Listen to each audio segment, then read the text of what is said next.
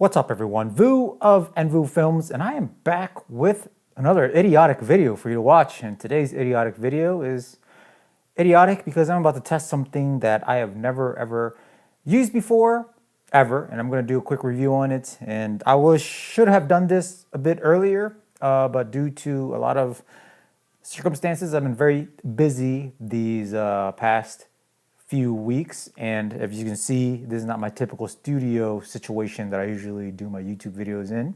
So with that being said, today I will be reviewing the Hollyland Mars 400S Pro video transmission system, low latency, up to 400 feet of line of sight reach. And to put that range into perspective, it is literally 400 feet is literally 399.999999999 feet longer reach than my junk has. But with that being said, I do have a wife and 2 kids, which means I am fully functional, working perfectly fine.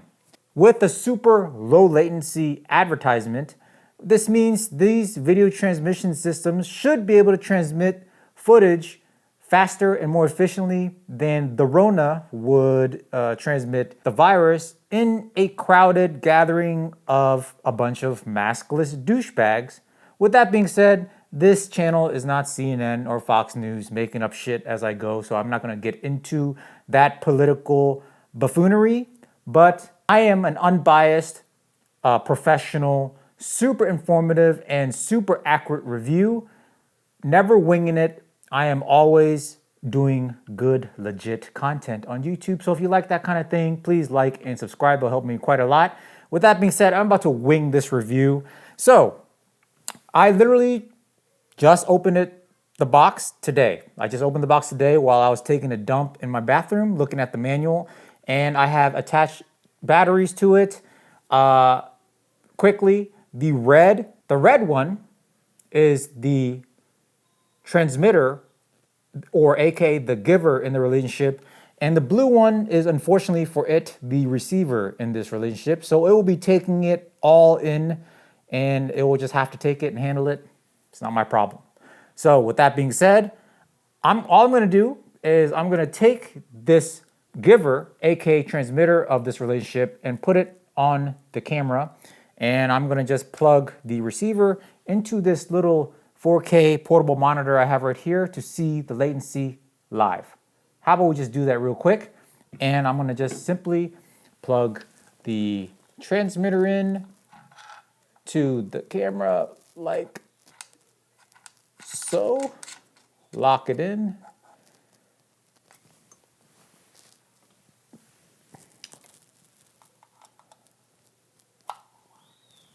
That one's plugged in, and then I'm going to just go ahead and plug it into the monitor, and there you have it. Comes right up. As you can see, live, you can check the latency as I'm talking right now. Yeah, unfortunately for you, now there's 2 of me, and that's all. You can just have to deal with it. I can't do anything for you, I apologize. But it's quite simple. They're both just, locked onto the same channel. In this case, it's channel 4. 1080p up to 60 frames per second is what it's reading. Fan is quite low. I don't hear any fan noise. Not at all. It's not getting hot. I have been just plugged in for a while. It's currently plugged in at HDMI. A7S III has full HDMI, so that's what I'm using on the A7S III. And right here, it is using also full HDMI plugged into this pretty much portable computer monitor. Yeah, so looking at it as I'm talking, I could see there is a very, very, very, very slight latency, I think. But this is perfectly usable for just general monitoring. Great for live streaming. And yeah, probably definitely not for focus pulling, but I think at this day and age, most of us are using autofocus. If you're still paying for an extra focus puller on certain things, that's on you. Like, you might have to get a different system. But I think for general use, if you just want, like, a director needs to monitor what's going on the camera, this is perfect. Live streaming, this is perfect. You name it, the situation, you do what you have to do. Other things of note is the build quality is, in my opinion, amazing. And of course, the unit is quite small. There's no complaints there. You can plug this in external power, even through a wall outlet, it seemed like, through like a DC outlet. And of course, there is USB-C power. And I think you could do whatever combination is you have to do to minimize the size of this setup. Right now, I have big batteries connected to the transmitter and the receiver, but I believe you could probably, power the monitor, the camera, everything and anything with just one source, one battery, so it minimizes the clutter. Besides HDMI out, you could also do SDI out, and like it was advertised, they said that this could reach 400 feet of line of sight. I think what I'm gonna do is I'm gonna actually take this camera, walk outside of my house, and I'm gonna use this other camera I have here to record the screen as I'm walking outside my house and see how far I go before it loses connection. I think I'm gonna just take a stroll around my house live, and when I get back, I'll review to see if I lost connection at all. I think we should try to do that. So let's get to it. I'm gonna leave the receiver in the relationship here next to this monitor, and then I'm gonna hit record on this camera here to show you the live feed from this monitor as I take a walk outside and I continue to talk to this camera with the setup as is, and we'll see how that works out for us. So I'm gonna go ahead and turn this one on. I'm gonna hit record.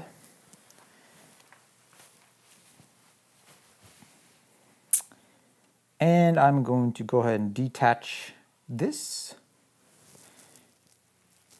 And now I have this camera on. Let me just go ahead and reset the stabilization to active so it doesn't look shaky like Shakira as I'm walking. So I'm gonna go ahead and switch this over to active. This is a 24mm lens, so a little bit tight for vlogging purposes. But I'm gonna just go ahead and grab my shoes as I am Asian and I don't wear shoes inside the house. So let's get to it. I'm gonna, as you can see, I already walked out the door once. I'm gonna walk back into the house and I'm going to continue to walk outside and we will see how this all works out. I'm gonna have to change exposure as I get out here. So give me a second. Whoa, overexposed. So as you can see, just take a nice stroll around my neighborhood and we'll see how this system works out for us. See if we lose connection to the receiver as I'm walking around the neighborhood. I'm pretty far out, so I'm gonna just continue to take a stroll. I don't know how far I am, but I don't know if it's 400 feet or not. And I'm actually, now we're going through a bunch of houses because it's a row of townhouses. So I don't know if, I mean, I don't think the reception should be here still, but now I'm taking a walk to the back. Hopefully it's still maintaining connection. And then I'm gonna walk back through the back, which is my garage. Back inside my house. And see how it works for us.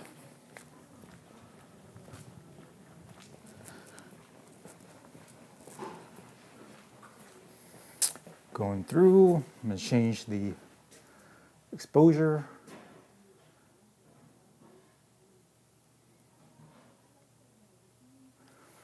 Now I am back, going back into the house, and I'm looking at the monitor now, so definitely came back.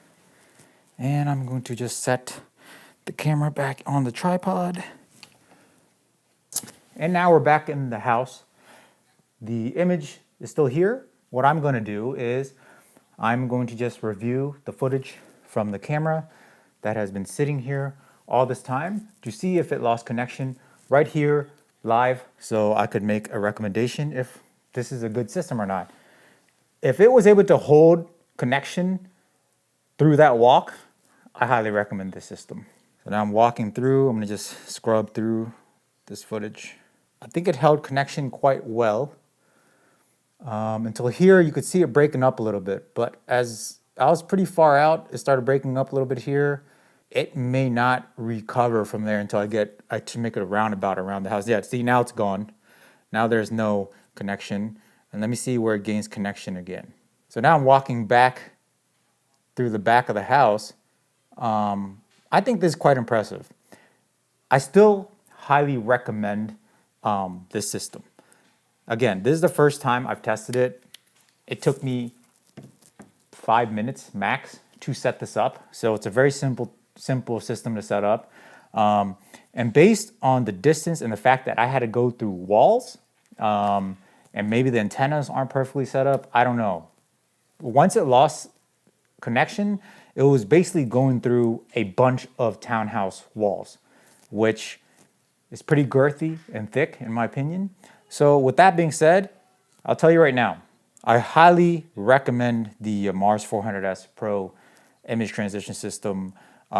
Build quality and clearly connection and latency is quite good. So I think it's a great system for professionals out there. The only thing it probably cannot do is, if you need a rack focuser to obviously, get accurate focus on a shoot.